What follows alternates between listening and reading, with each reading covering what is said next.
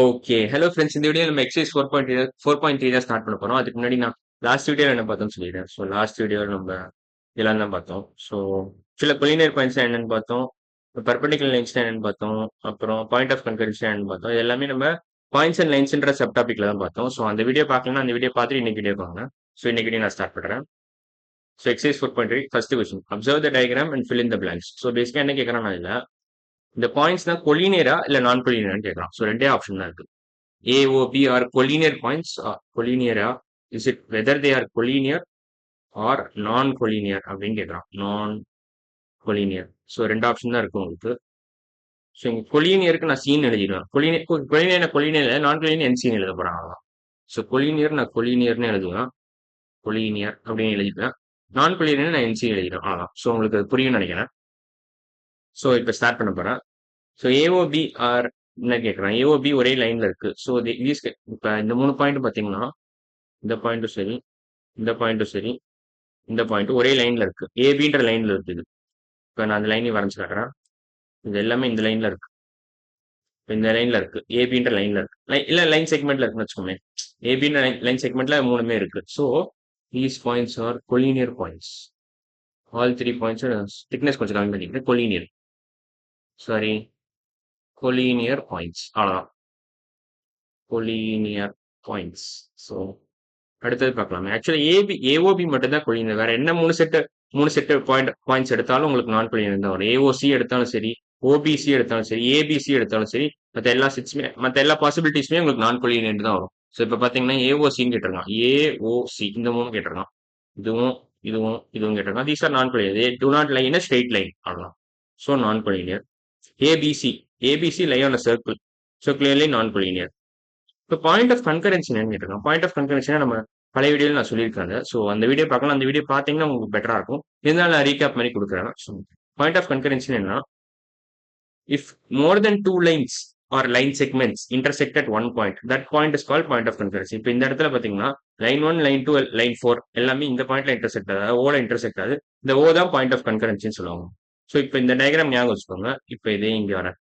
இப்போ இதுல பாத்தீங்கன்னா இதே மாதிரி O is the point of concurrency for these three line segments.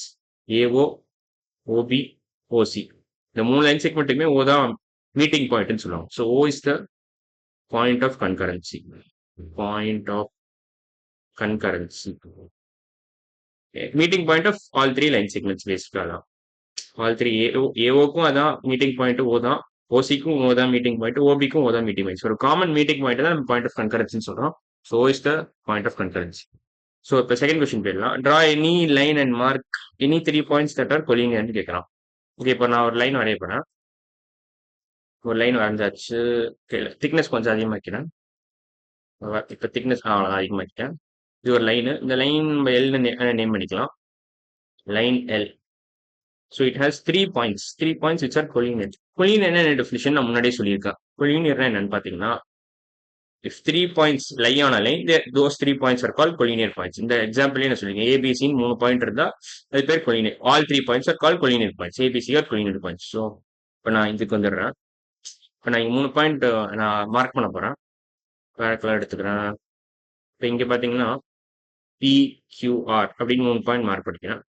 So all 3 points are lie on this line L, so they are called collinear points. So PQR, since PQR lie on point, lie on line L, they are collinear points. They are collinear points. அவ்வளவுதான். So இப்போ இதுக்கான அவன் கேட்டதை நம்ம பண்ணிட்டோம். அதாவது draw line and mark 3 points which பண்ணி நம்ம கரெக்டாக வரைச்சிட்டோம். ஸோ செகண்ட் கொஸ்டினும் முடிஞ்சிருச்சு. ஸோ செகண்ட் கொஸ்டினும் ஓவர். தேர்ட் கொஸ்டின் என்ன கேட்டிருக்காங்கன்னா, draw any line and mark any 4 points that are not collinear அப்படின்னு கேட்டிருக்கான். ஸோ இப்போ என்ன பண்ணலாம்னா, மறுபடியும் நான் லைன் வரைய போறேன். அதுக்கு முன்னாடி இதை ஸ்பேஸ் கொஞ்சம் கிளியர் பண்ணிக்கிறேன். ஸ்பேஸ் கொஞ்சம் நல்லா கிளியர் பண்ணிக்கிறேன். ஓகே, இப்போ என்ன பண்ண போறேன், மறுபடியும் லைன் வரைய போறேன். அதுக்கு முன்னாடி இப்ப 4 பாயிண்ட் நீங்க மார்க் பண்ணணும். அது கொலினியரா இருக்கக்கூடாது, அவ்வளவுதான். ஸோ 4 பாயிண்ட்டுமே லைன்ல இல்லாத மாதிரி நீங்க பாத்துக்கணும், அவ்வளவுதான். ஸோ 3 பாயிண்ட் லைன்ல இருந்துட்டு ஒரு பாயிண்ட் டிவைட் ஆனா கூட அது ஓகே தான், ஃபைன் தான். ஸோ அந்த மாதிரி கூட நீங்க பண்ணலாம். இல்ல 2 பாயிண்ட் லைன்ல இருந்துட்டு 2 பாயிண்ட் அவுட் சைட்ல இருக்கலாம். இல்ல ஒரே ஒரு பாயிண்ட் லைன்ல இருந்துட்டு மத்த மிச்சம் மூணுமே அவுட் சைட்ல கூட இருக்கலாம். So any possibility is fine.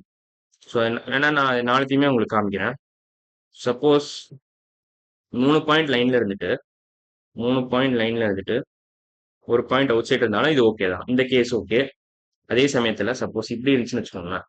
2 point லைன்ல மார்க் பண்ணிட்டு 2 பாயிண்ட் வெளில இருந்தாலும் இதுவும் ஓகே தான். ஸோ இதுவும் mark பண்ணியாச்சு. இப்போ இன்னொரு கேஸ் பார்த்தீங்கன்னா, ஒரே ஒரு பாயிண்ட் லைன்ல இருக்கு. மீதி 3 பாயிண்ட் வெளில இருக்குன்னு வச்சுக்கோங்களேன். மீதி 3 பாயிண்ட் லைனுக்கு வெளில இருக்கு. இதுவும் ஓகே தான். இந்த கேஸும் ஓகே தான். So any case is fine. So இப்போ இந்த கேஸே நம்ம எடுத்துக்கோமே. ஸோ இது நான் பாயிண்ட்ஸ் மார்க் பண்ணேன். A, B, C, D. So all three A is only A lies on line L.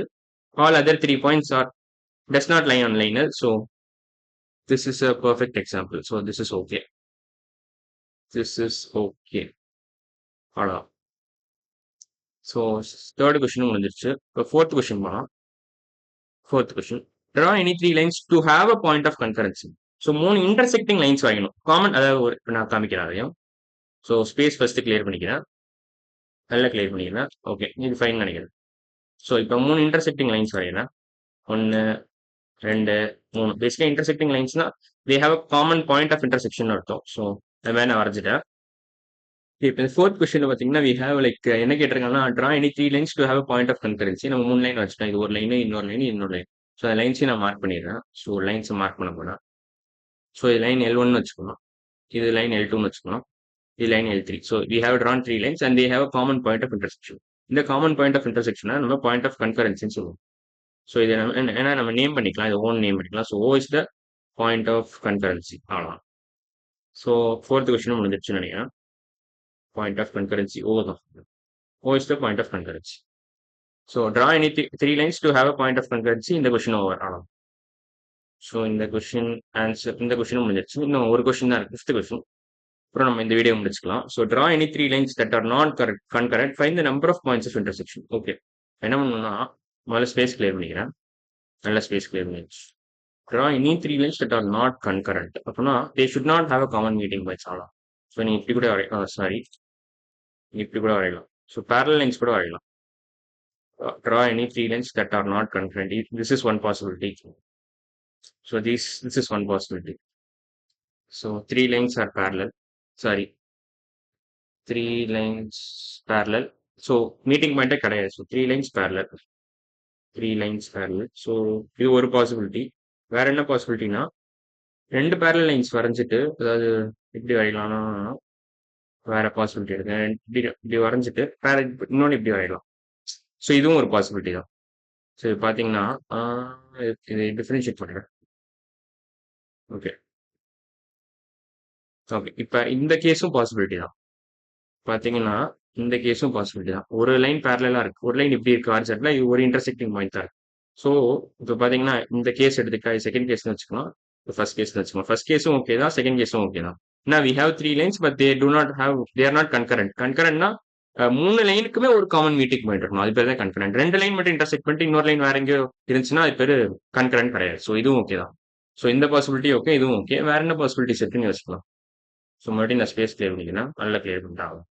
Okay, வேற என்ன பண்ணலாம்னா லைக் 2 லைன் பேரலா வரைஞ்சிட்டு ஒரு லைன் வந்து நீங்க இன்டர்செக்டிங்கா வரையலாம். அதுவும் ஒரு பாசிபிலிட்டி தான். ஸோ ஒரு லைன் இப்படி, இன்னொரு லைன் இப்படி. இப்போ 2 பேரல் லைன் வரைஞ்சிட்டு ஒரு இது ஓகேவா? ஆமா, இதுவும் ஓகே தான். லைக் இப்போ பார்த்தீங்கன்னா 3 லைனுக்குமே காமனா ஒரு மீட்டிங் பாயிண்ட் இல்லை. ஸோ சின்ஸ் இந்த 3 கேஸ்லயுமே பார்த்தீங்கன்னா 1, 2, 3 3 கேஸ்லயுமே 3 lines do not have a common meeting point. So இது case 3.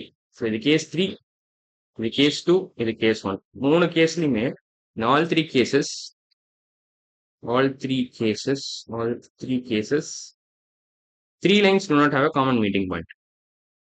3 lines do not have a common meeting point.